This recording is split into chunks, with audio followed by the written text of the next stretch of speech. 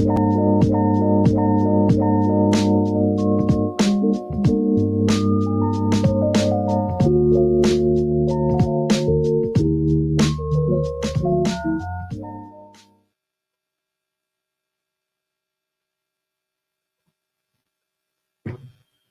going on? What's going on? This is the Cocktail Social.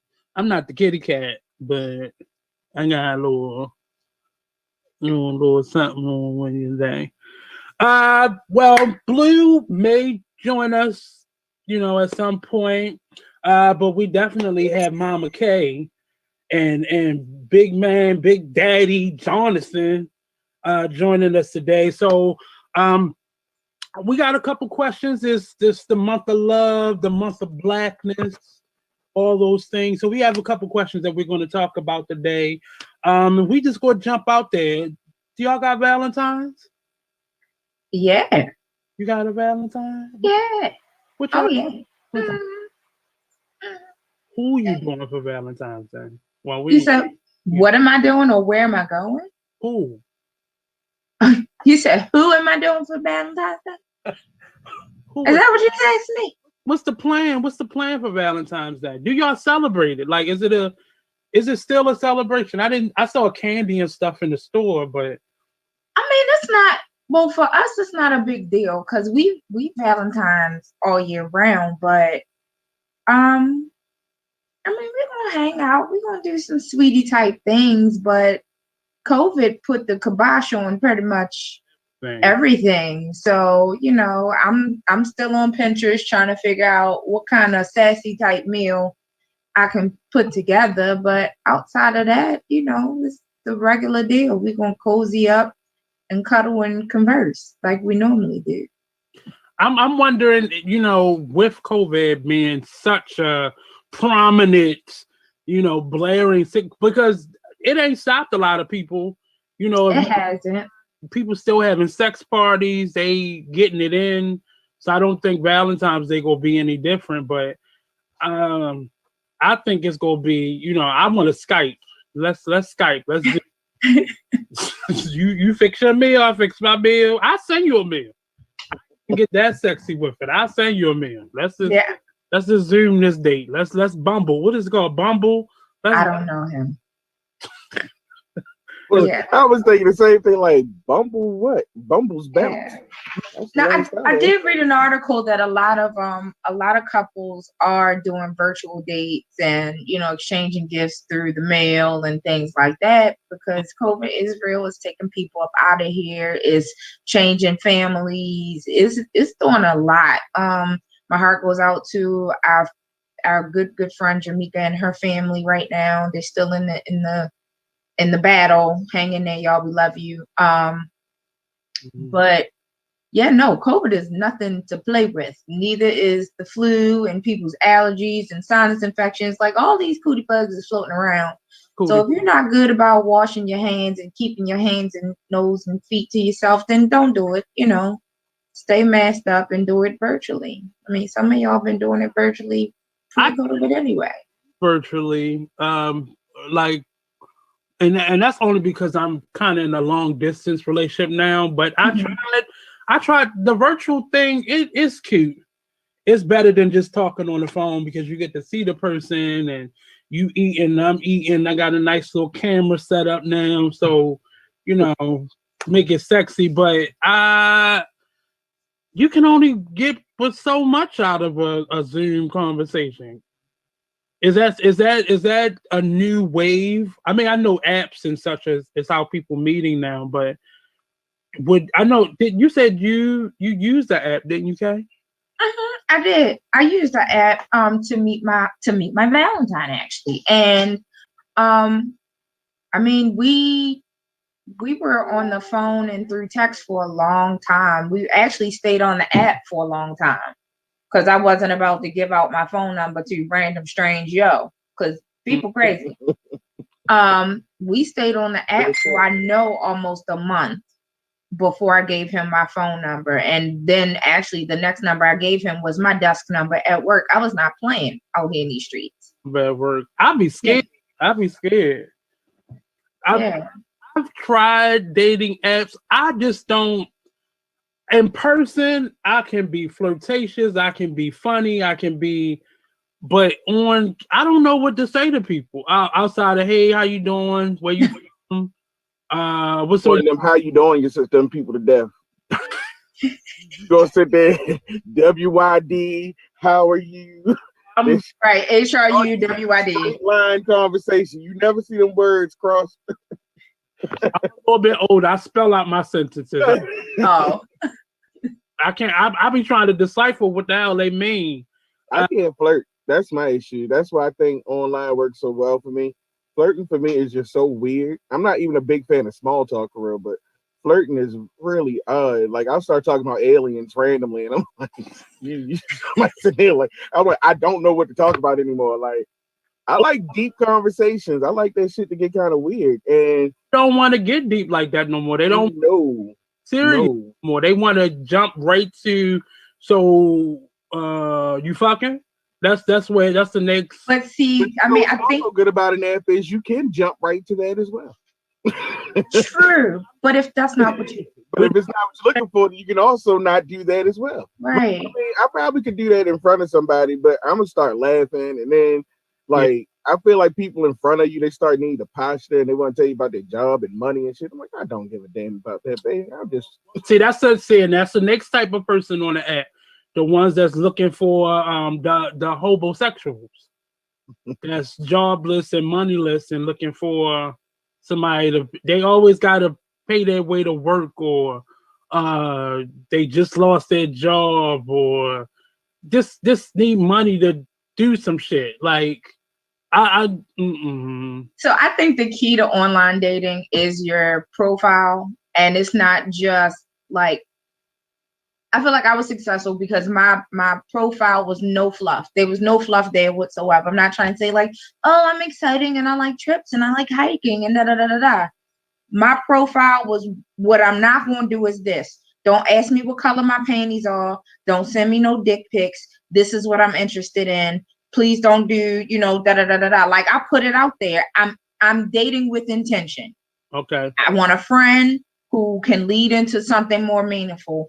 I'm Now, not out here looking the thought off or none of that. If that's you, keep it pushing. so do you still get the person that plays that role, but then start talking the sex talk? So occasionally what would happen was I would get somebody who would try it. And then as we do the text game on the app, it will come out. So when I'm gonna see you, what do I want to see you for? I don't know you yet, sir. I don't want to meet you in person yet. I need to get to know you first. I need to but see what you're about. sometimes people in them apps when they say all of what you just said, then they hit you with, look, I'm just trying to fuck for you. Like, well, shit, you just said And you I would hit them with happy fishing. I just spit it. Next. It is like fishing though. It is like it's legit like fishing, hunting, all that type of shit. Cause you don't know what the hell you're gonna pull up out that water sometimes. But there's a It's large population of people who do use the apps who look at it as simply a sex site. And I get frustrated. Like I really was a person who got frustrated because not I every guess it also depends on the app though. Some apps are just True. fucking sites. well, I mean for the person who looking for that, but it's still Like Christian Mingle, you just on there to fuck. Yeah, I found that to be the case. Christian Mingle The is Christian all mingles. the chain. I could imagine. I never used Christian Mingle, but I can imagine is a lot of suppressed people talking. Suppressed. But Yeah, them people is out there with they praising God with their pussies out. now I got more pics of peens in the Christian mingle than I ever saw not Deacon on the Plenty of Fish. is there. I got more deacon dick pics than I did on the Plenty of Fish. I'm trying to told you. I was appalled by Christian Mingle. I ain't even gonna lie. And I'm a freak, but I was absolutely appalled. I was like, What you say, Nate? I say, is it really that bad? Now the worst is now the one that you said you met your boo with is the one that, and I helped my friend set up her account. And when I say she met so many types of creeps on it, she met Yes. was pretending that he worked offshore because they live down south, So he was pretending like he worked offshore. Mhm. So he would only call her, or he would message her, and he couldn't call, he couldn't FaceTime, but he could Right. text and call. But he would act like he can only come in town once a month Yeah, because no. he worked offshore. Come to find out, this nigga had no job and lived on the other side of town from her. Like that was the one that I'm gonna put out plenty of fish. That shit scared me. When I looked at her message box, when I say niggas just sending all types of wrongness. Yeah, yeah. No, I went through my share of creeps. Lotion on, but they gonna just show you everything. Yeah, I went through my share of creeps. I had a guy who got mad because I opted out. Like we vibed on a level, and then when it got to the point where I was considering a lunch date, he was like, "Yeah, so I mean, you gonna come pick me up? Wait a minute, hold on, pause. Ooh. Where's your car? Oh, well, I can't drive because I don't have no license. Why? You can't come get me from the light rail station, sis. Why don't you have a license? Oh, because I don't pay my I ain't pay my child support and da da da. Next, I can't do it. Oh, I'm not doing that. you to lie. I need you to lie. You Like know what? I think No, I'm don't with you, lie. Nate. I'd have been pissed because you didn't think enough of me to get a good lie together. No, Like, so Like- you really didn't think of me at all. Just you thought I was gonna fall for that? Did that work? well, because because I it's feel girls like if out that here was for the lie, then real. it probably was really worse. Like, he probably was like trafficking Yeah, kids or it's some girls shit out here. like that. I got a guy who Mm. there's a guy on there who was trying to get me to send him a masturbation video. Um What? there was a guy who wanted me to link up with him and his baby mother. Oh, Um you know? it's all branded creep on there. Yeah. Yeah, it's all brand. You just have to be steadfast in what it is you want. And honestly, I met my guy the day I decided to shut down my account. Okay. Oh, that's so weird. I met old girl the day I decided to shut down. Yeah, Like I was like, I'm literally, not just a doing this no message more. came through the day I was like, this is tiring. I was like, I'm not doing this no more. Like, and he was like, hey, wait a minute, and what it was he said something funny, and it was funny in a way that It was it could have went over my head. yeah. And I was like, well, okay, all right. In my mind, I'm like, all right, what up? All right, okay, fine. What's up? That's normally when it gets good, when they catch you off guard. Yeah. Like, It caught me off guard. so you don't want a picture? You don't want a picture of my? Oh, okay. Okay. Okay. So how many baby mothers you got? You ain't got no baby mothers. What the fuck? Right. You worried? Right. What? It throws you off. Yeah, like he caught me on a bad day when I was asking rude questions like, all right, how many kids you got? Like I was just running it down. How many kids you got by how many baby mothers? Do you have Right. a job? How many hours do that job make you work? Like, do you like your job? Like, are you educated? Like, what's your family situation? Like, I was just running it down because at that point I was done. I was tired of being polite. I was tired of being gracious. I was over it. Deserve it. And then that's when you become you the asshole to people. Like, what's wrong with you? And not the fact that all these assholes that ask you the same questions, or everybody want a dollar, or looking for a sugar daddy or sugar mama, because that's the world we live in now. But it's the apps are scary because, like Jonathan just said, I don't know how to flirt in that way. In person, I can be a little smooth with somebody I'm feeling, but online, I don't know what your intentions are. I don't know if you in your grandmother's basement. I don't know what the scenario is in life. Right. How to adjust who I am to this conversation, and then they coming at you with the abbreviations. Like I don't. So now I got to decipher what the hell you're talking about. Then when I realize what you're talking about, I don't really like it. And the whole time you just want to have sex. Get that Yeah, and I was DTF, you eliminating know what's niggas by going their on. photos. You said Telling you get that DTF, you know what's going on. There you go. Yeah. You're like, oh, well, Yeah. all right. But I was eliminating dudes by their photos. Like you could tell, I could tell a lot by a person by their photos. Like you get the cover photo, but like when you start swiping through their photos and you got the dude that's like on his cover photo, he GQ'd up. He might be First of all, I'm not dealing with a dude who's He hit the 42 and still sporting cornrows like next. he hit But the payday photo first, and then you got the right, and then you got the picture of him with 3 buddies and money like this, and it's like 6 bottles and some weed on the table, bruh. Nope. Next, like, what makes you think that that's appropriate? It's not. At least not for me. I'm showing you 44 years old though. Right, you 40 years old. Like I'm 4 at the time. I'm If you approaching 20 40. and that So I picture got there is like, oh, all right. yeah. So I got a certain But you age range 44 is like, of man up to like 50 years old. I'm looking. So if you in a certain age range, cornrows are out of the question. Locks that's hanging on by a thread because you bald enough through here, out of the question. You got money spread out on the table. You hitting one of these, and your homies is got around and it's smoky in the room, out of the question. Like all of your pants is hanging down this mug, and I see your drawers, out of the question. All of that is out of the question for me at my age. And you supposed to be a grown ass man? No, sir, I can't do you. Or the other thing that I got, I had a dude who had on his clergy in his cover photo. Deacon Fry. Come on now. And no, he wasn't inappropriate with me. But when we did talk, he wanted to drop, oh yes, I just got back from this conference at such and so and so church and da da da da da. And then I gotta preach 2 Sundays in so I don't care. I don't care, because if this relationship goes where I want it to go, I don't anticipate waking up to you and going, praise the Lord, sir. Praise the Lord, Reverend. Should we fellowship this morning prior to you going to preach or no? Like, no. I'm gonna be like, what's up, Jay? Or what's up, Bay? I'm not gonna be like, praise the Lord, Saint. I don't think that's I would feel uncomfortable if my pastor was, pursuing, or a pastor was pursuing me online. That's something I would want to know once we physically met.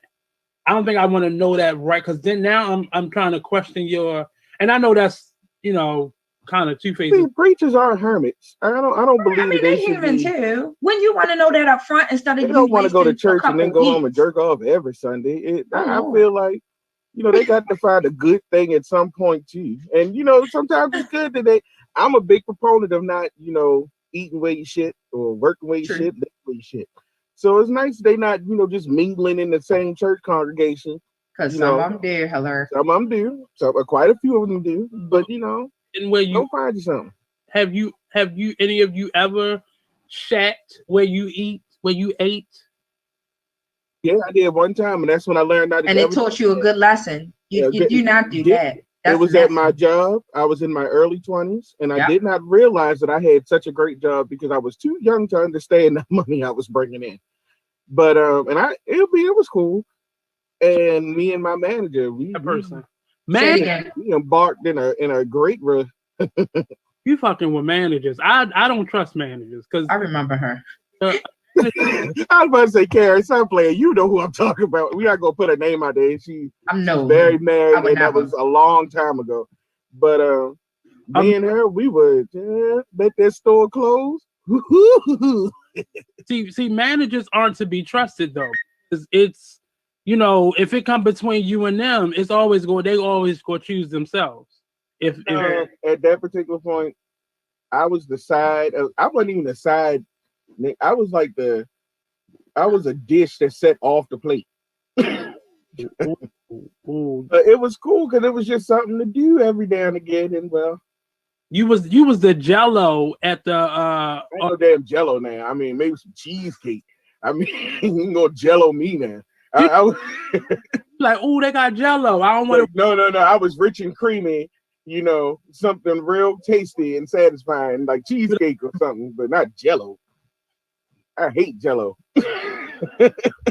So you were strictly the dessert. You was the strictly. Yeah. Because she had a boyfriend. She already had a side dude, and man, we were good friends, and friendship led to fuckship. I guess that's the best.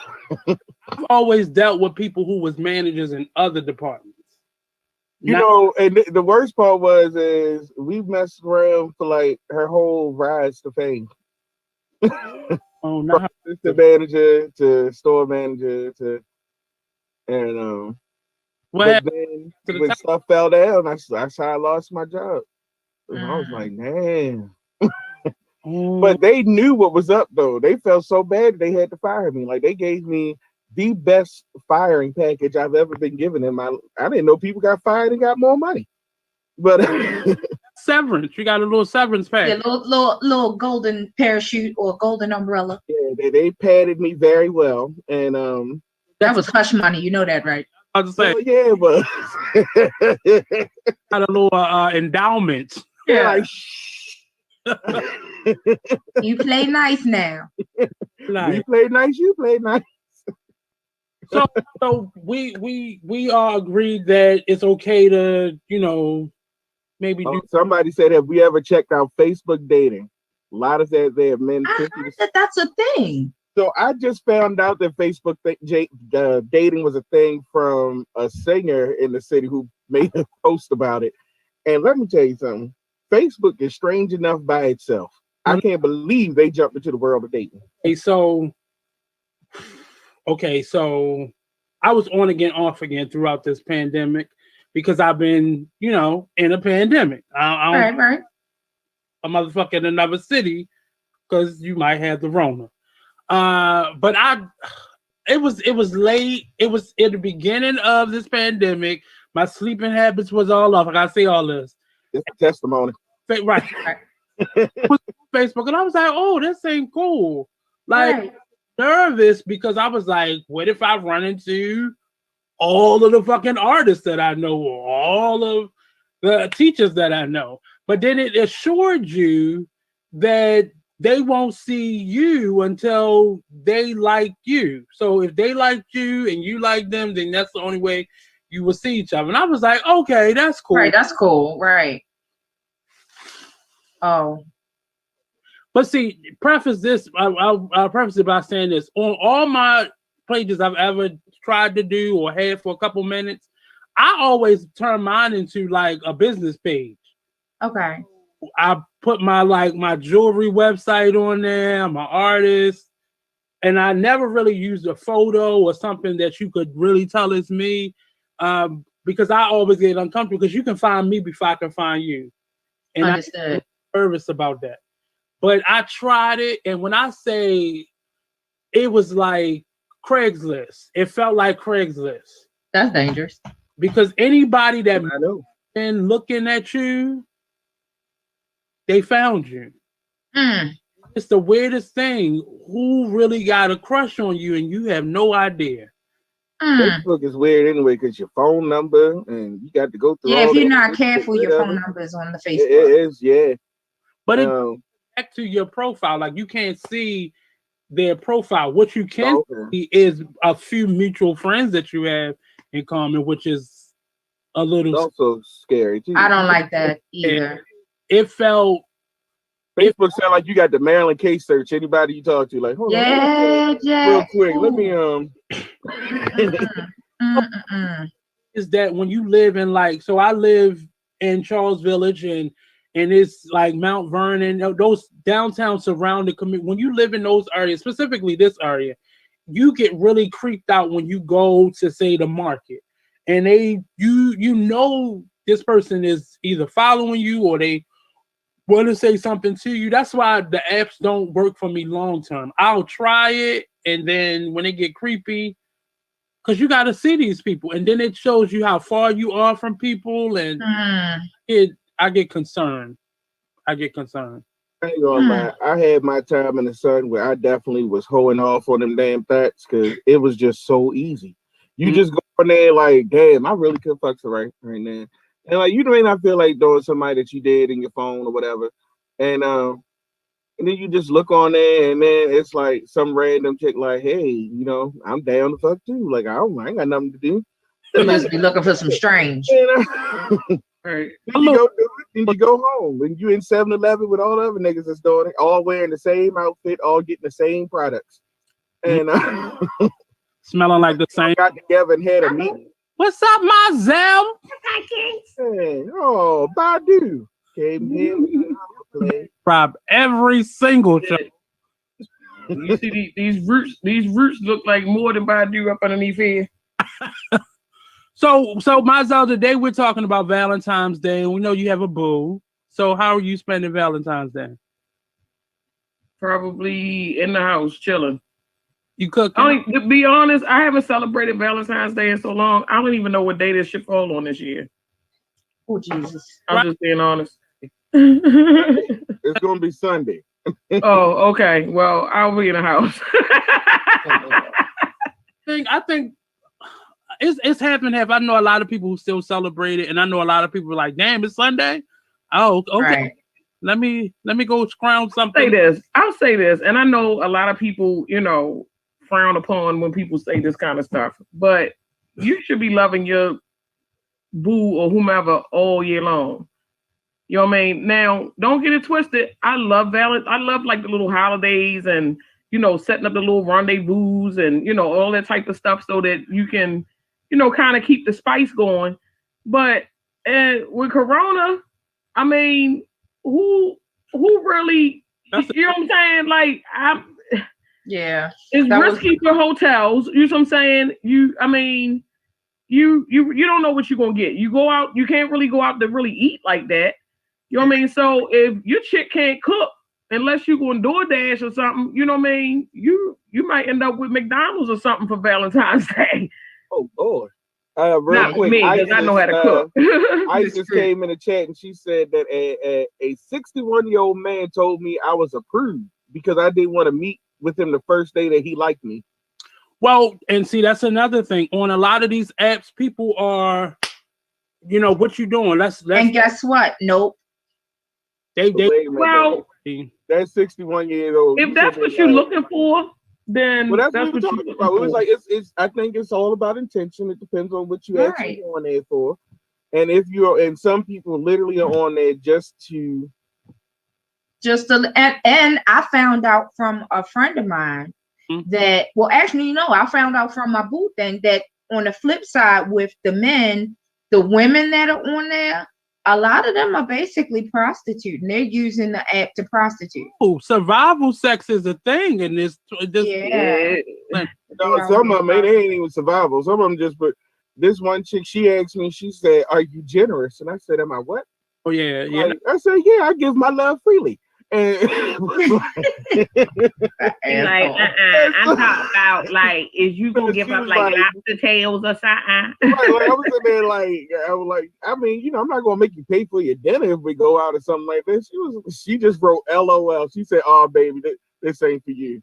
I was like, "Cause what you talking about?" Look, so from what I hear with the dating world, and I haven't been out there in a while, but from what I'm hearing, that's pretty much what's out there. It's like when you meeting people, it's like you either meet them online and and pretty much everybody trying to smash straight off the break. Mm-hmm. And then you got to try to weed through that. Then you don't know what you're going to get if you messing with internet people.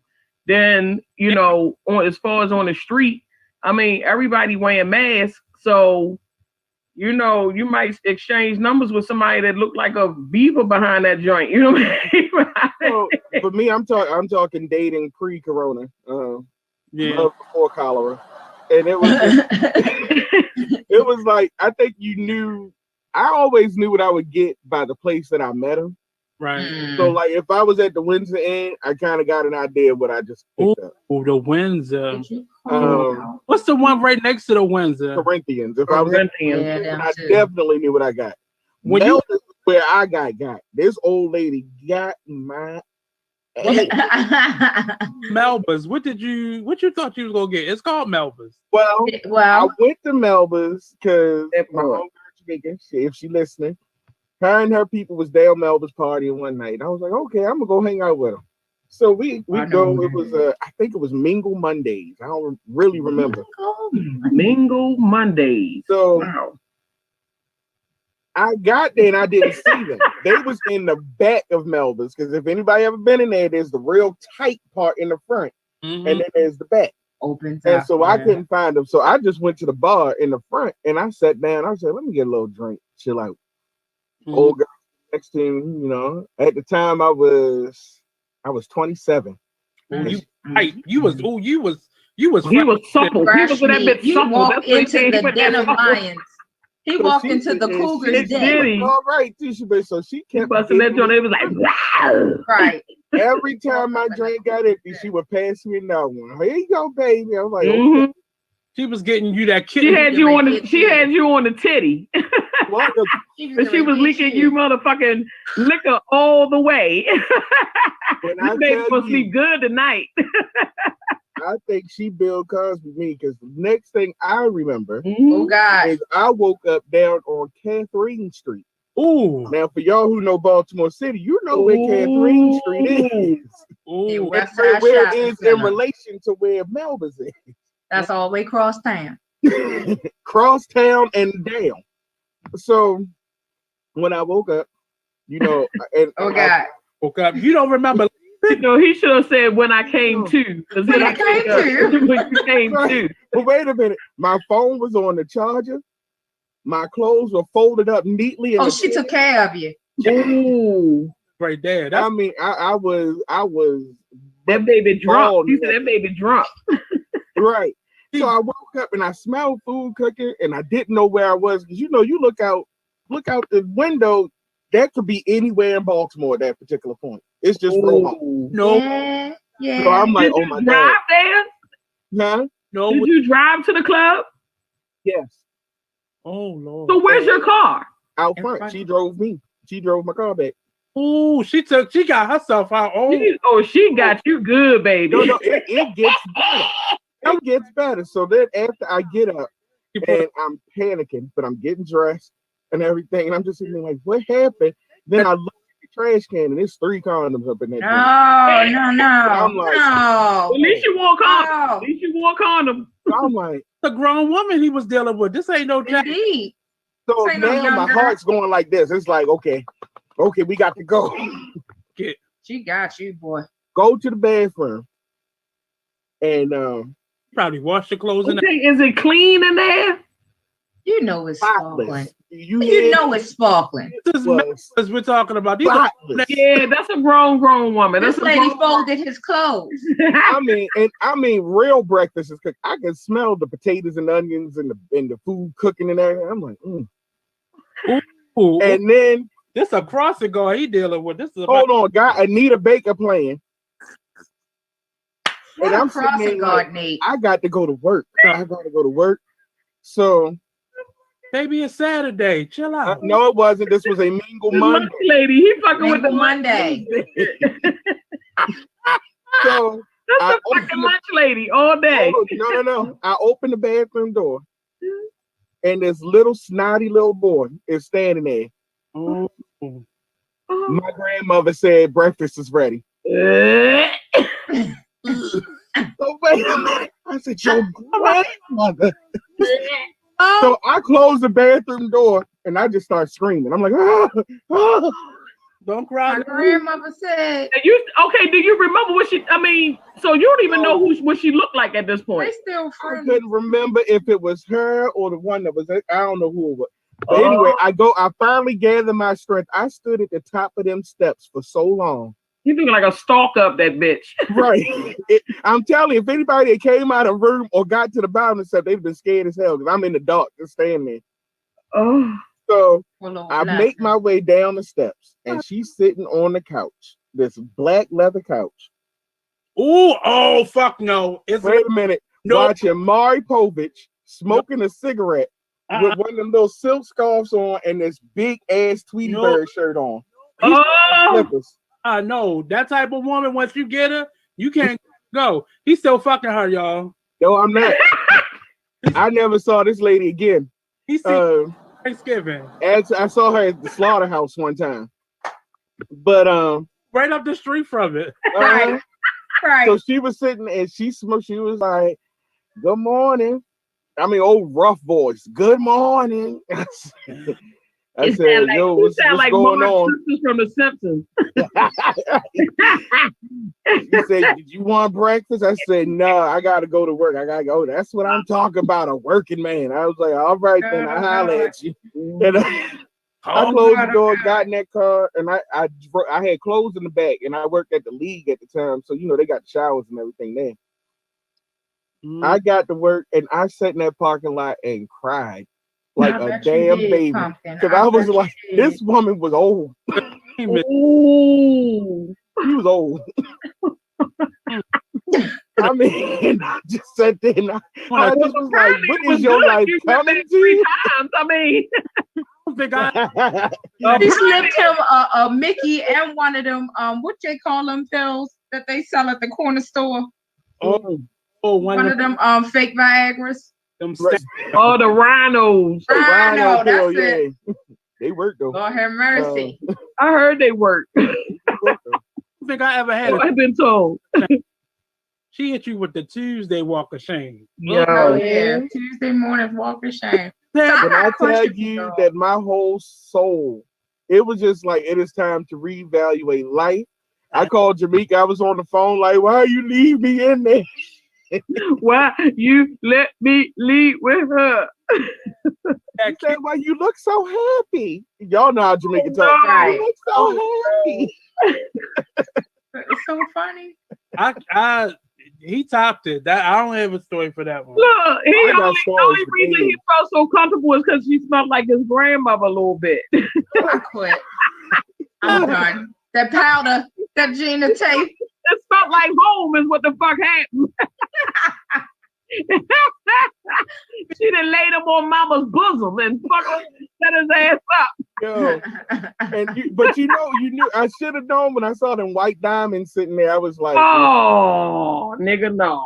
That white diamond. Every time he took a sip, she just sprayed a little bit of it in the Mhm. she was just slipping it in. His memory to this day. To this day, if we spray that shit, he'll lose his fucking mind. You ain't lying. Right on the spot. That's a mess. That's a whole mess. No, grandma. Turn into a toddler and start sucking his damn thumb immediately. Lady with kitten heels on. Like Yes, with the kitten heels. Come on, Yes, Coco. he had that on. He That might was the worst. fuck around and fuck with the lady that I saw in there with skirts on. I know what you talking about. That's one of Joanne's. A butterfly. oh my god, I can't. I love it. He had I on love some it. white stirrups, white ones. I was like, and they Yes. was white. Come on, Rihanna sir. said that somebody gave her husband a rhino on our wedding. Oh, I know who your husband is. I ain't need to hear that shit. They gave her husband a rhino on their wedding night. Oh, Lord. And well, So with the that's funny. Yo, with the COVID, what do y'all think about? I want to know from the people. I hope the people respond.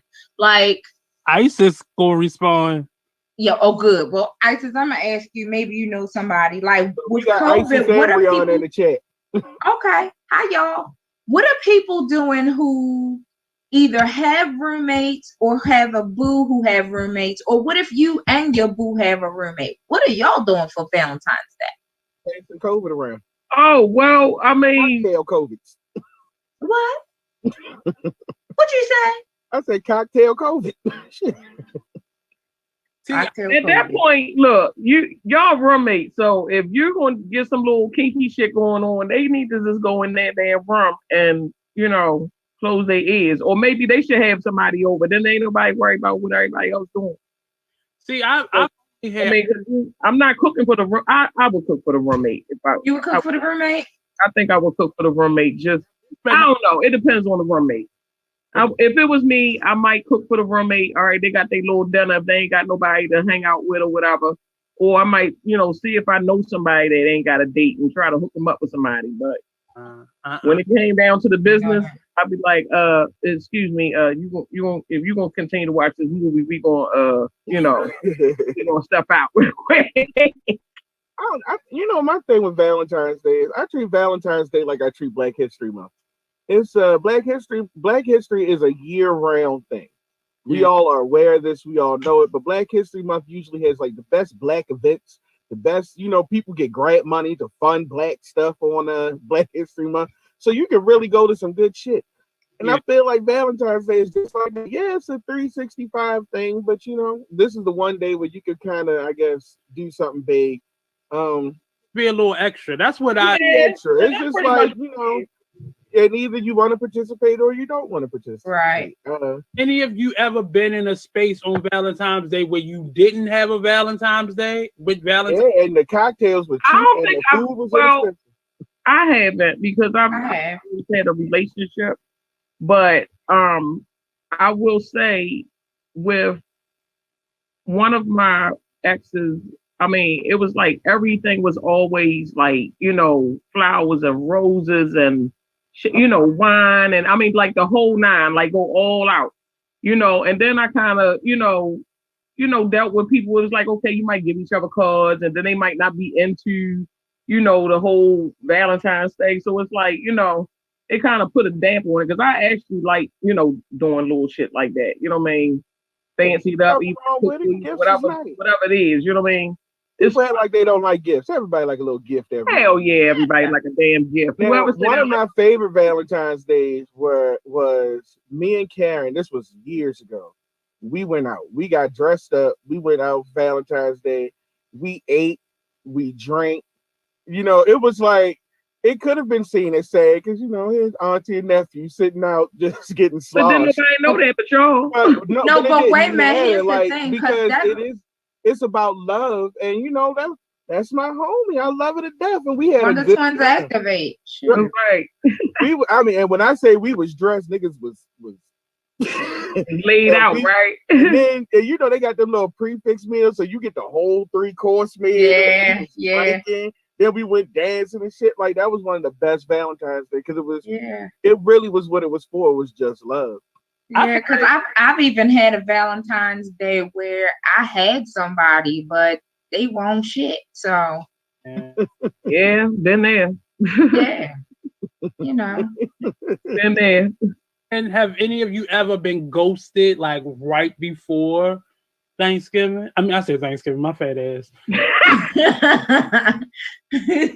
However, it would be nice to have a second Thanksgiving. That wouldn't be a bad thing. I got nasty food. You might go stay ass me for Thanksgiving. Like, I ain't going over that motherfucker. But have any of you ever ghosted somebody or been ghosted right before Valentine's Day? Nah. No. No. I ain't never experienced that. I got that WAP thing. Yeah, I mean, no, that had nothing to do with it, but no. I will say How soon? that Karen told me that I was a fuckboy, and I had to. Then she told me that in my 30s I need to do better. And she was right because there was a moment where she was the only one that caught I was doing it. I would break up like around Thanksgiving. So I wouldn't have to buy gifts. To clear that whole end of the calendar from December I felt like I to would. February. My plate this year. She won't pick off my goddamn plate this year. I felt like by second quarter, I was like, all right, then I'll start talking to somebody. But Isa said, I made the mistake of marrying a Muslim man once upon a time. He celebrated nothing. Longest 5 years of my life. Oh, 5 years. Oh, there's a lot of people out there that's hiding behind religious that's trying not to. They don't celebrate Mother's Day. They don't celebrate Valentine's Day. Arbor Day. They don't even do Arbor Day. We ain't celebrating trees around here. Right. The hell with the earth. Who cares about the earth? Right. Fuck Earth Day. I hate Earth Day. They sound like old grumpy Smurf. I hate Earth Day. Blue always trying to. So he got us some love questions. So we got the love out the way. Now he wants us to be super black and shit. So it says, do cultures define who we are as people, or do our shared experiences define our culture? So how do you define your culture? Is it black, or is it the people you surround yourself with? Is it the artist community? Like, how do you define culture? Is it a definition for it, or is it, you're black? Culture is kind of ever evolving. I think that's the point of culture. Yeah. That it shouldn't have one finite definition. I think when you give it a finite definition, then that's when you start to look like, our white nationalist people who think that culture is one thing and it should only look one way and it's only defined by white patriarchy and white supremacy. I think that real culture for me is it's so expansive and it's so ever evolving that it always changes, and that's the fun part. So, I mean, we have things that are norms and traditions, but even they change, and that's beautiful. so for you, it's the shared experiences. So it's forever evolving. It's the people. It's shared, but then it's also kind of our own personal experience because that's what we look for from an artist is how they synthesize their personal while existing in the greater. And then we kind of find those like things in there. It's like if you did a one man show and I've never had one of your experiences, but I understand the emotion behind it and it connects me to something that I went through, then I'm like, fuck, that was good. Like, I like how now we are like a lot of the boundaries are starting to kind of break down. So people are allowing themselves to be comfortable around people that they wouldn't normally feel comfortable around. mm-hmm. I see myself doing it. I'm not quite there with a lot of white people yet, but I think I'm getting there because I keep putting myself in spaces where they at. And this is a sidebar to this. Have you ever heard a young white person say what out their mouth? What do you mean? What? Right. So we know we can't say what. You stupid as hell, Christy. He said, what? What? It sounds different when we say it versus when a white person says it. Or is it just me? Well, I mean, I think that a lot of ways that we pronounce words have to do with the environment you in, I mean, because you can have somebody that's white that grow up around black people and sound like a so-called black person when they speak. Well, the reason I said it is because whenever I hear, so it could be me talking to that child or person or their parent or whatever, but when I hear a young white child say what, I don't know, it just stings a little bit. Maybe hit you with that what? Yeah. Well, because you know why? Because that's your heritage being talked down to you and you getting upset. You ready to like, I am not a slave. I'm gonna whip your ass.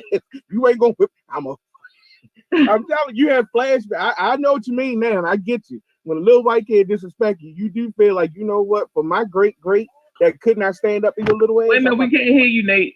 And all they said was what? That's all they said was what? It's the fact that they wanted you. And the way it's just like you can say something to your mother, she might say, "Who the hell you talking to?" Right. And you might not have said nothing that was necessarily smart alecky, but it was the tone in which you said it that made it like, "Who the hell you talking to?" But you ain't never said what to your mother though. You ain't. And that might be the issue you that it's a child did, saying but you what? never did it again. Say, huh? Huh? Don't harm me. I feel like even as adults, because as children we didn't say what to our parents, I don't think that we what each other. I'm not in the habit of when my friends say, "Hey Karen," I'm not in the habit of going what. Yeah. Yeah, but also that is something within the black community. We have different respect codes than they do. And some of it was they had to be made, and some of it just is naturally who we are. And they just don't have those things. And that's when it's interesting when you look like, you gonna sit there and let him talk to you like that? Right. You gonna say let that old black ass girl talk to you like that? Right. Isis said in response to the culture conversation, she said, "You are born into it, then you begin to define it for yourself through exposure and experiences." Exactly. Yeah, there was a girl who was Asian by birth, but was adopted into a black Southern family. So she got a black mama. So she a corner store baby. She's culturally a black woman, but you ever met them corner store babies? Them corner store, they didn't grew up in the hood, and you sit there like, you like, hold on, don't use that glue. Don't use that glue. So if you close your eyes and listen to this woman speak, you would think you were hearing from a black woman. But when you look at her, she is clearly an Asian woman. And she will tell you, no. If you can hunt, you can hear. What'd you say? Brianna said, if you can hunt, you can hear. Oh, absolutely. Yeah. Mm-hmm. And those who cannot hear will feel. All of that. You cruising for a bruising. All that. Cruising. That's black mama stuff. Mhm. You know. Wait a minute, Nate. We can't hear you. You over there. I thought You're you like a was. mime. Right. Thank you. You took the words right out of my damn mouth. Like, I'm over that bitch. You playing charades, motherfucker? Willie's in the well. Still can't hear you. I think you need to reset your sound, Nate.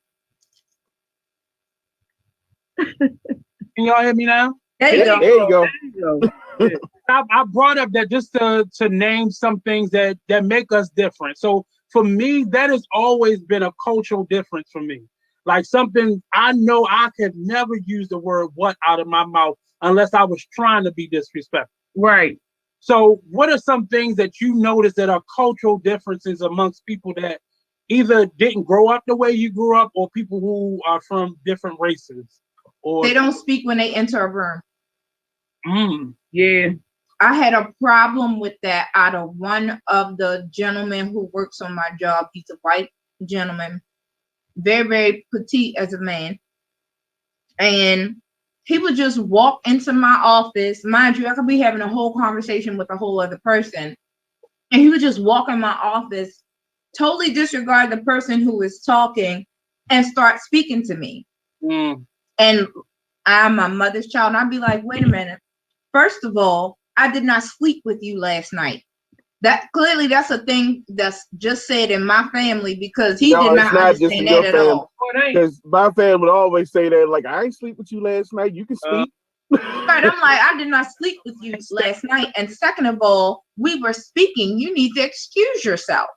And he was just completely taken aback by the whole thing.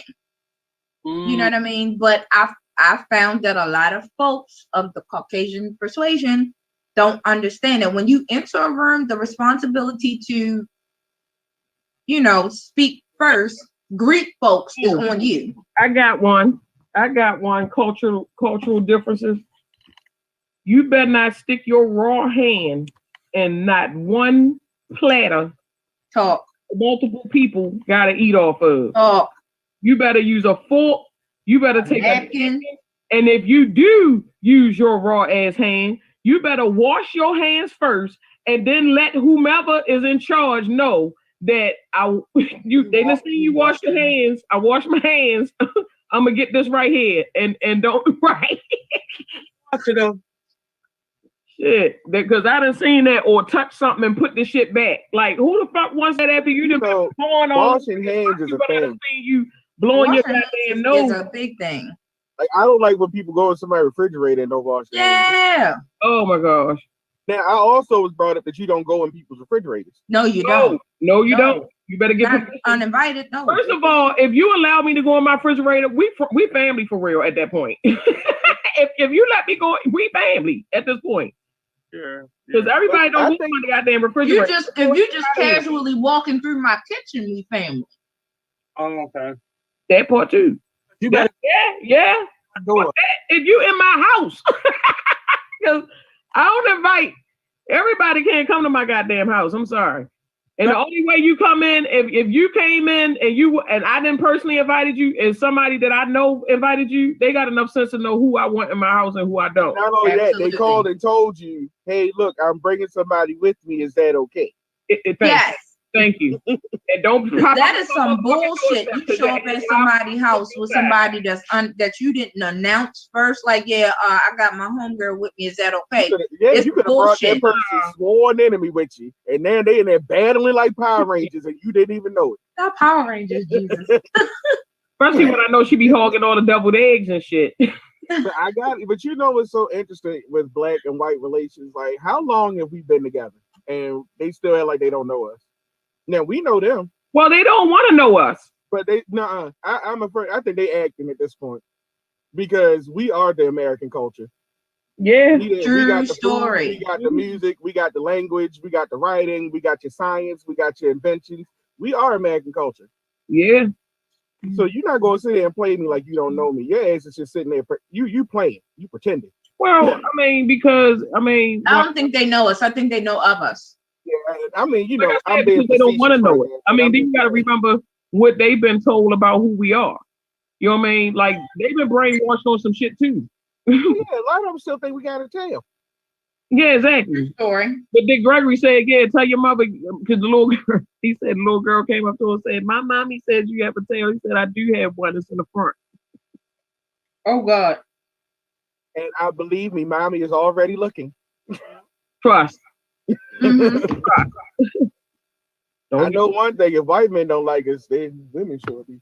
well, I mean, you know what? They like us. I ain't gonna go down They there love us. to say something, and I'm gonna Being females, the women leave that alone. Because I'm love us. culture now that they'll try to bring that shit back up 40 years from now and be like, remember that time you said? So I'm gonna leave that one alone. A But lot of the differences that I see are do contribute to, I think, our manners. Even in the worst home situations, you were still taught like certain manners. One of the things that I noticed a lot is if, like, say it's a crowded market or something, they'll stand there if you're in their way. They won't say excuse me. Right. Won't they yeah, open their mouth to you? Right. They'll wait until you move out the way and then they'll proceed, which is not always a problem. But I just noticed, like, I'll look up and they're just standing there looking at hmm your mouth and say, excuse me, but that's not where their mind goes. And see, I take offense to it.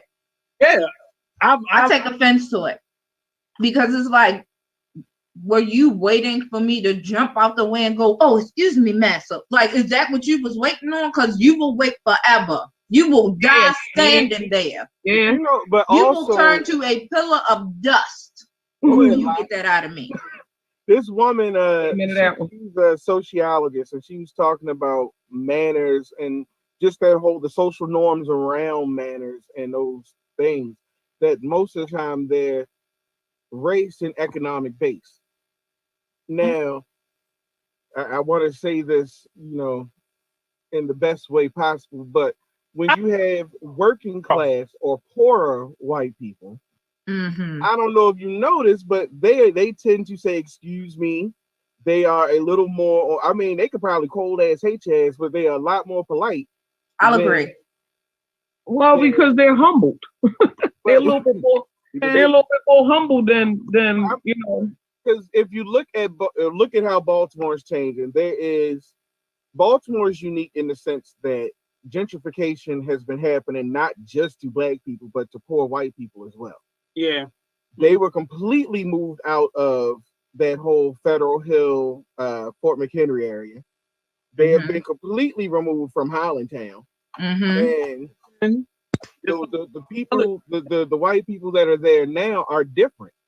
They don't talk. They are rude. They are racist as shit and don't even realize it. But they carry the banner of liberal, so they think that they can get away with it.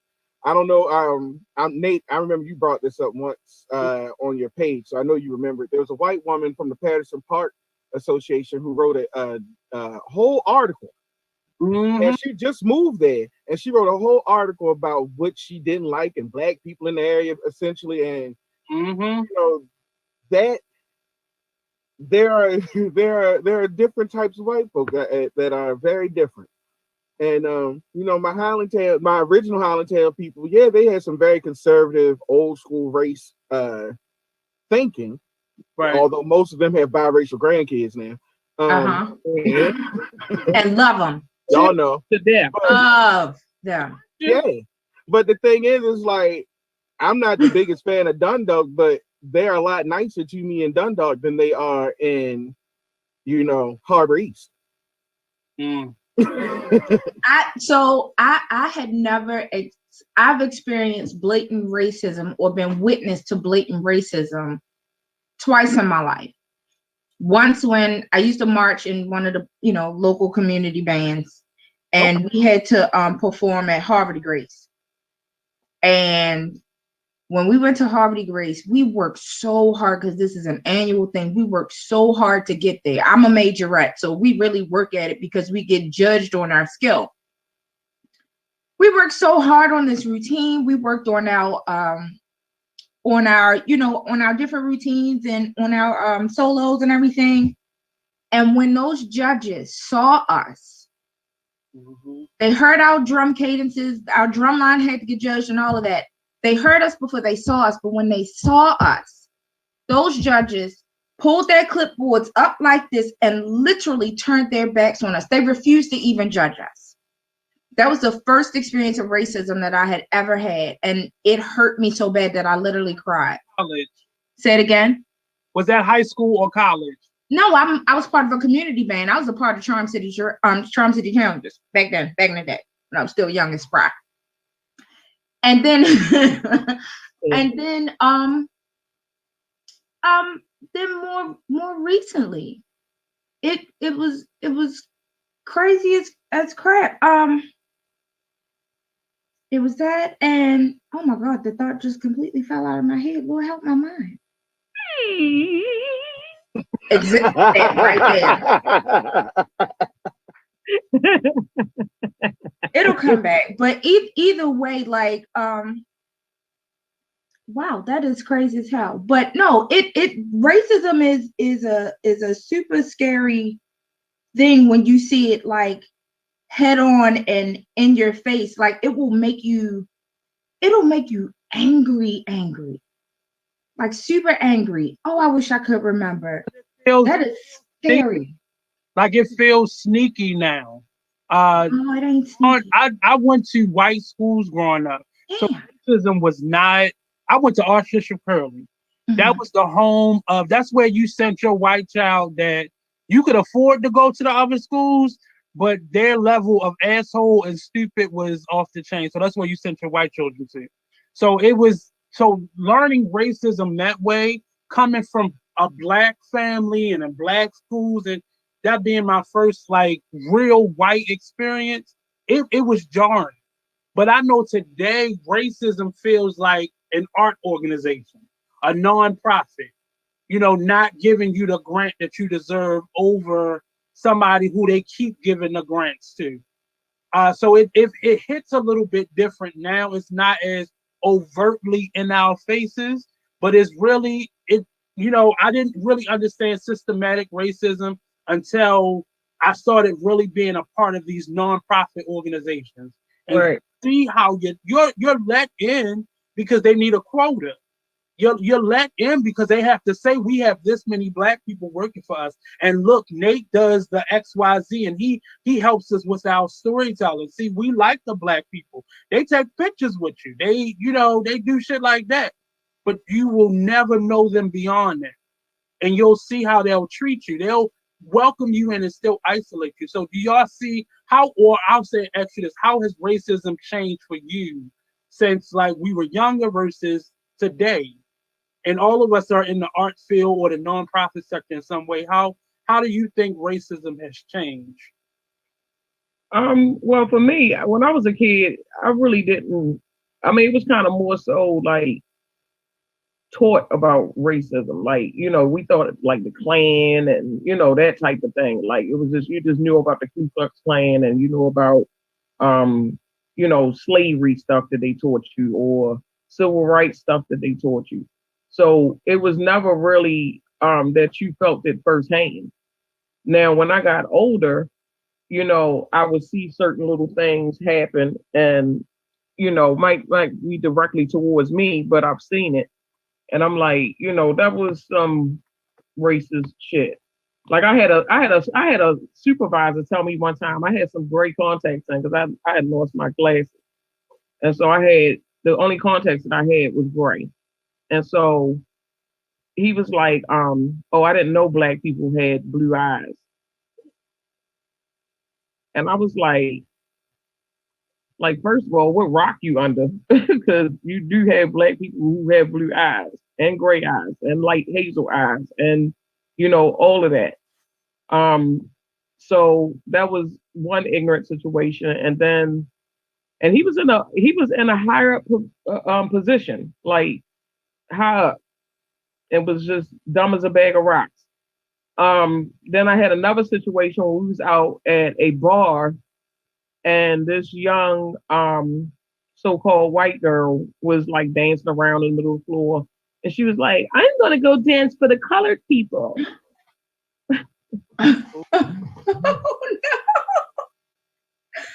We sit, so I was like, so we sitting at the table, and I'm just like sitting there, like, did she just call us colored? Am I the only one that like? I'm like thinking to myself, am I the only one that heard her say we was colored, right? So now the people that I'm sitting with, like one of the girls, she's a school teacher. I mean, it's like we wasn't no riffraff. So I stood there, I sat there for a minute. I said, I can't let this ride. Mm. So I got up, and me and the teacher girl got up, and we took her to the side, and it was one of those booths where you could go from either side or whatever. And she slid on one side, and I slid in on the other side. And I was just had a conversation with her, like, you can't go around calling people colored because you're gonna get somebody that's gonna act real colored on you. And yeah, be lucky that it was us because we schooled her real quick on, she was like, no, I have friends that are black and this and the other. I said, yeah, but you said colored. I said, now we ain't been colored in a minute. Yeah. And she was young, you know what I mean? So Yeah. I don't know, you know what I'm saying, like where she got that one from. But I couldn't let it slide. I had to let her know because I figured like if I don't say anything, then the next person might not be so nice. And so you can't say that you haven't been told. Right.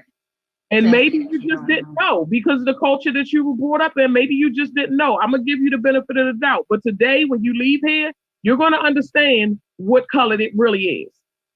Well, see, that was my experience with racism, like high school, going to Curly.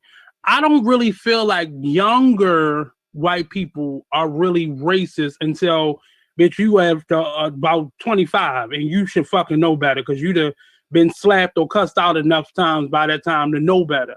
But a lot of them are just mimicking the behavior that their parents had. So Exactly. their parents and they don't say nothing to you or they look at you differently or they're watching you or following you or just being disrespectful to you, the children are cool with you. It's just that they're mimicking the behavior that their parents or the people they were raised around have towards you. I think that to piggyback on it because I didn't know you went to Curly. That's so funny. Y'all know that Charles, my best friend, he went to Curly. He graduated in '02, and my high school was a part of the same diocese as Curly and what's the girls' school that's right down the street? uh Keo. Gibbons, not Car- Keo. No, it wasn't. Keo's West. This is East. This was on Edison Highway. skirts, Oh, the green skirts. Yeah, Oh. I forgot I that. Damn. can't think of it, but we were Uh-huh. all in the same diocese. My school was literally right down the street, and it was much smaller. It was Our Lady of Pompeii, and but we all had to kind of we literally had the same curriculum. So Mm-hmm. me and Charles would always laugh and talk because we were doing the same work at the same time, the same day. Mm-hmm. Um, Now the thing about that is when I got there, I had already had 3 years of middle school with white people. I went from a very all black elementary school that did its thing, and I'm very happy of that experience, and I still use quite a bit of stuff from that experience. Mm-hmm. But my middle school was liberal. It was started by a lot of former white hippies who decided to start a homeschool. The homeschool grew into a proper school, and as they called it at the time. Mm-hmm. And then it became a full-fledged school, which is over in Wyman Park, at the old Wyman Park Rec Center. Oh, okay. Um, it's now it's a very prestigious, very hard to get into. We had classes and couches and all that type of shit. And Shit, I would have loved that. no, you wouldn't. shit, I No, went you to wouldn't. Catholic school. We had them hardwood chairs. No, when I tell you that you would love it only in theory, because what I experienced there, I do not wish on any black person ever. Yeah. It was, I know that it was one of the places that helped start a lot of anxiety for me because every day I had to really, it was like you just had to watch so hard. I had a team. I got called a nigga by one of the kids that we were playing soccer. There was a soccer team. And I was first off, I was shocked. I was like, "Did he really call me a nigga?" And you know, I'm like, I'm 12 years old. I'm like, what? And what they end up doing is that he didn't get in trouble. He had to apologize, but because I got upset, because then he said it again. The first time he said it, I was shocked. The second time, I was pissed, and they put me in anger management. They didn't tell my parents. They never told them. They had these two white guys who became essentially the Jonathan Protection Program. Like, so if I even looked like I was getting angry, they would come, pull me out of class, and take me to a small room, put me in this room, and then they would stand guard until they could get the counselor in to talk me down. Oh, you had to be de-escalated, did you? Yeah, it would. No, I had to be gaslit. That's what. And that was kind of how I started to learn about white privilege and how even kids wanted to be in a part of white privilege. My last year there, we had some black students come, but they completely kowtowed to the way that. Yeah. And so then when I got to high school, and, you know, it was majority white, I kind of knew how to navigate it. It was like, okay, I know what's going on here. And it was a little bit different. And I was very happy when I got to Compton. Like, black people everywhere. But I'm not lying to you. I said to myself after graduating from Curly, I am going to the blackest can find. And I didn't even know Coppin at the time, but I was going to search out whether it was Howard. Howard wasn't black enough for me. In hood, and I remember driving down North Avenue, like, this is a college right here. I'm going here. Like, I said that if it's on North Avenue, because I was about to go to BCCC, that was I could find. But this shit is on North Avenue and Mondawmin behind University of North Avenue, yes, sir. But they literally, and I thank God for Coppin, because it was like a warm hug, real shit. It was like, and I think that's why when I let go at Coppin and I just started having so much fun and everything, because I needed the release. I literally had about 7 years of just being on edge. But I thank God for it, because now, as you were talking about the arts world, that's literally what it is. It's those unsaid things. It's those microaggressions. It's when you're trying to get booked for a show and they don't trust you because you're black and they think you're going to do hip hop. And so now I have to you're not going to go by my resume. Now I got to go to an open mic, and now you got to see what I can do, as opposed to this white band who you're just going off from word, who has never performed anywhere. And it's just somebody's cousin that's performing in the garage. Yep. Not the fact that I'm bringing with years of experience and training. And then I got to do this open mic just so y'all will take me seriously. But then I know that you're going to pay me under what I need to be paid, because I'm talking to the other musicians, especially the white ones. And then you pay us under. And now we got to fight just to get, a base rate that you give everyone else. And it is, and a lot of where I perform, especially in the bar scene, has been very intentional, because black people need a foot in those doors.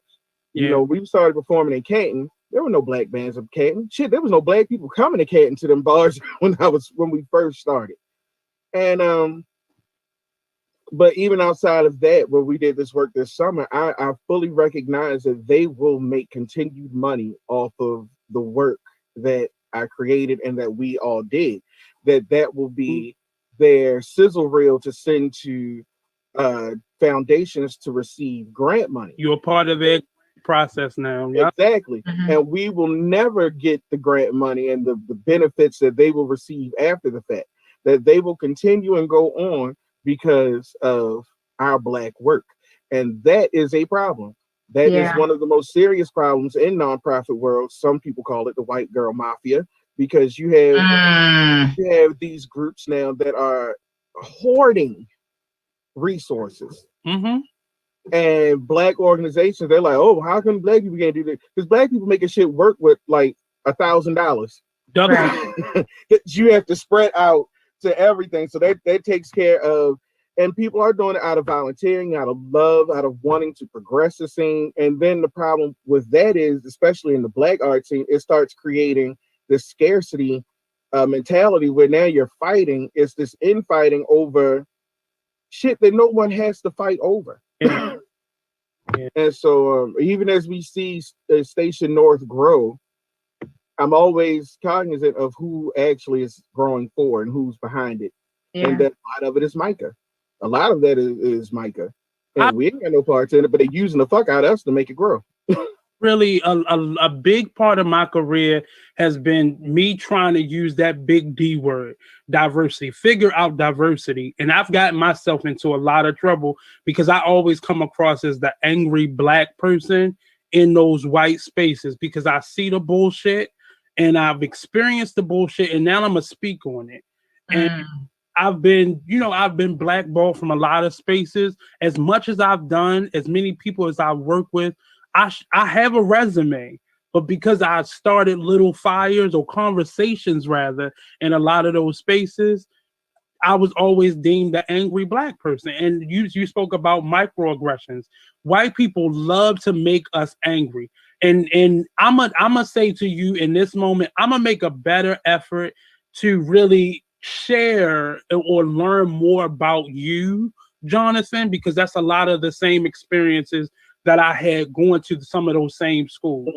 Middle Mhm. school, I had the therapist. I had an anger problem. I was the shyest fucking kid in the world. What was I Me doing? too. I wasn't angry, child. I was just shy. I ain't trust y'all.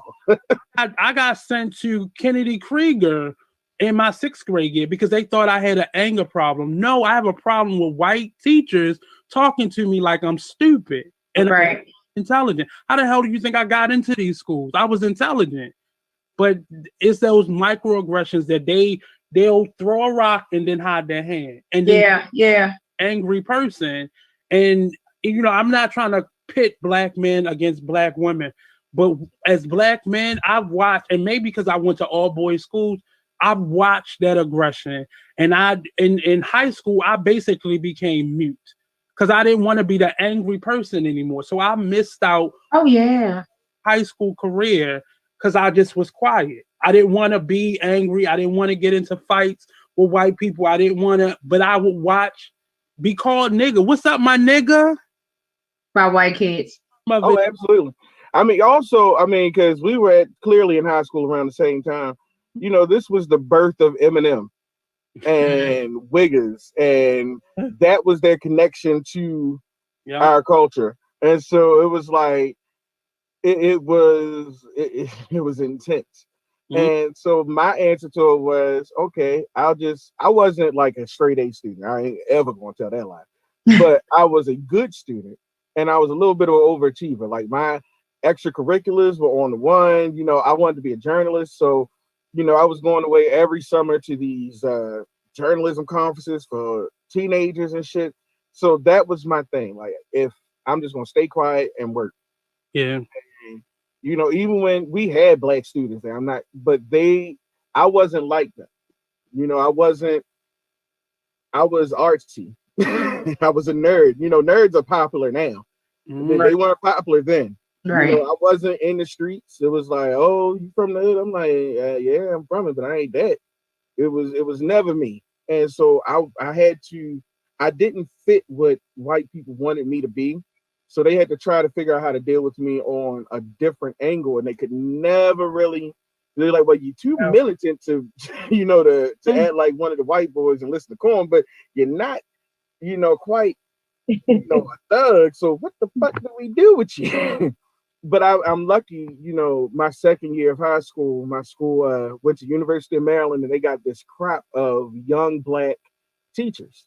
Mm. Um, and those young black teachers are who I related to. They were all in their early to mid 20s, and if it were not for them, I know that that I would have completely succumbed because it was just too much sometimes. It was like you always had to be on. Wow. Always. Or just And a quiet. lot of that was protection because you had to make sure, like, all right, what this white boy about to do now? I got this. It's rough because even even now, I work in municipal government. I've had situations where I was called angry black woman on a job Mm-hmm. because I've had to relay a directive to somebody who was white and male and have them argue with me and then argue with the black woman who gave the directive in front of me. And it pissed me off to a degree that I felt like I had to defend this black woman. Like, who are you to say something to her? She is your superior. You are being insubordinate. And it frustrated me that she did not lay down her own authority. And then That's why she gave it to you to do.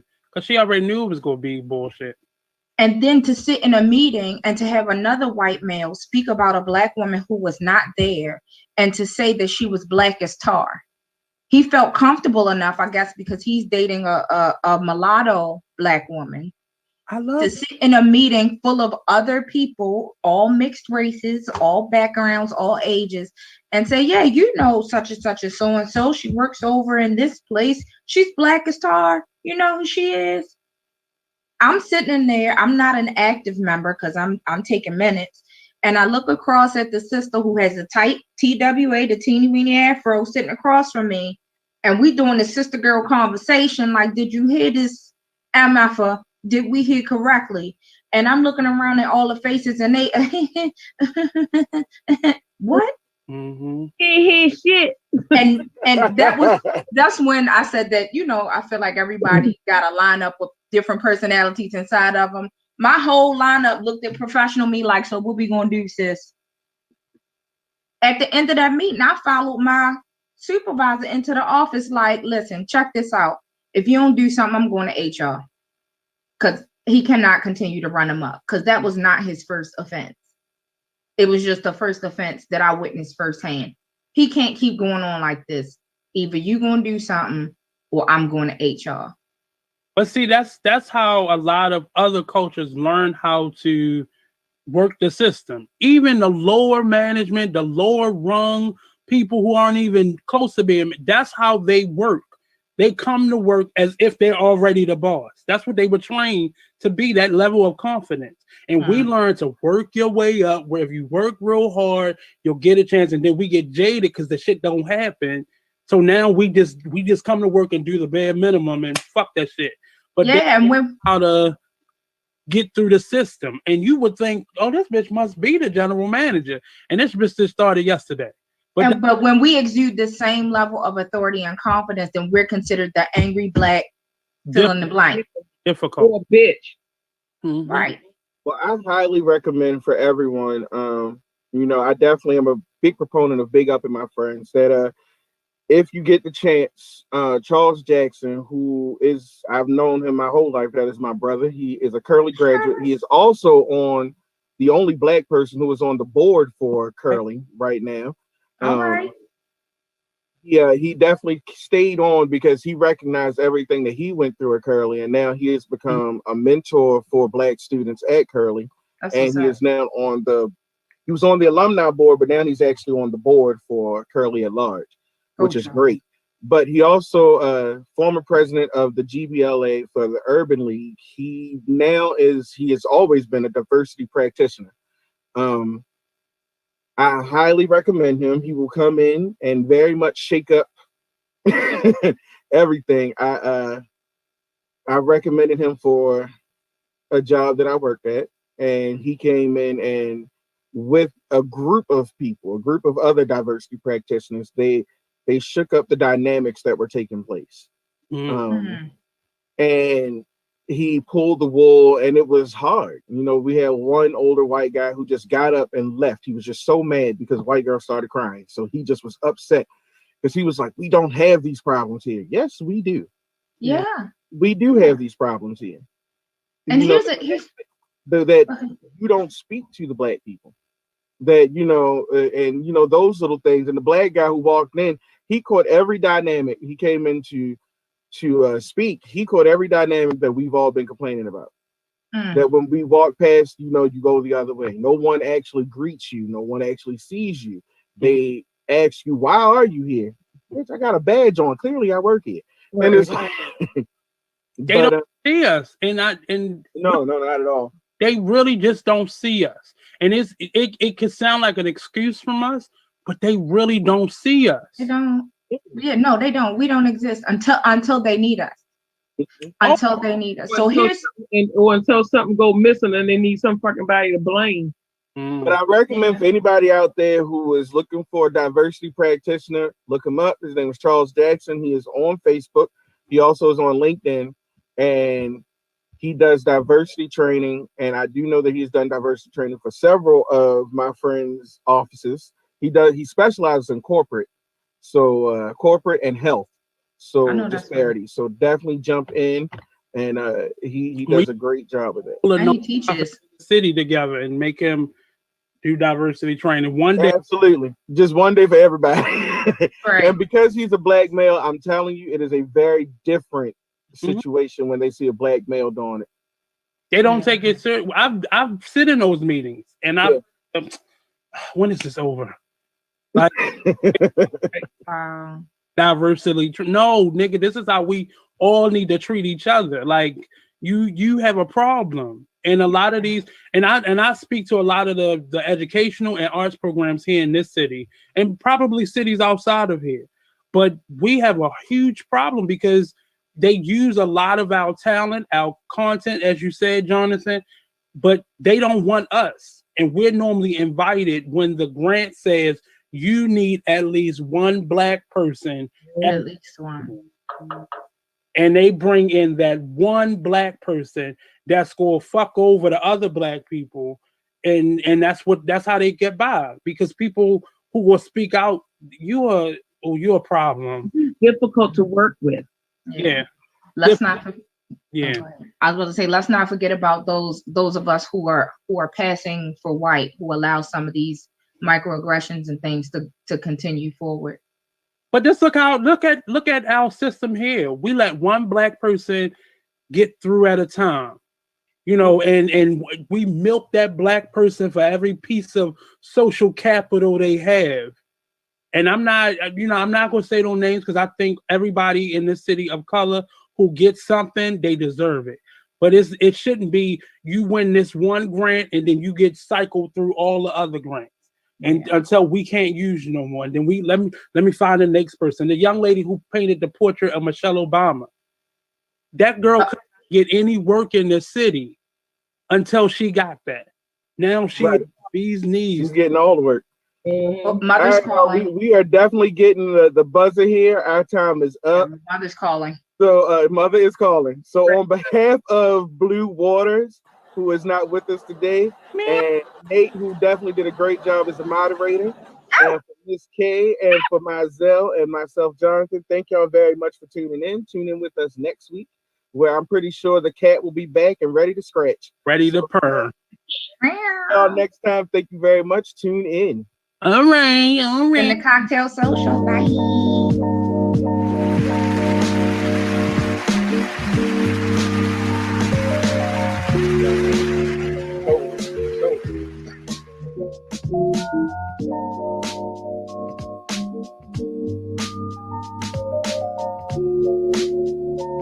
I saw that countdown.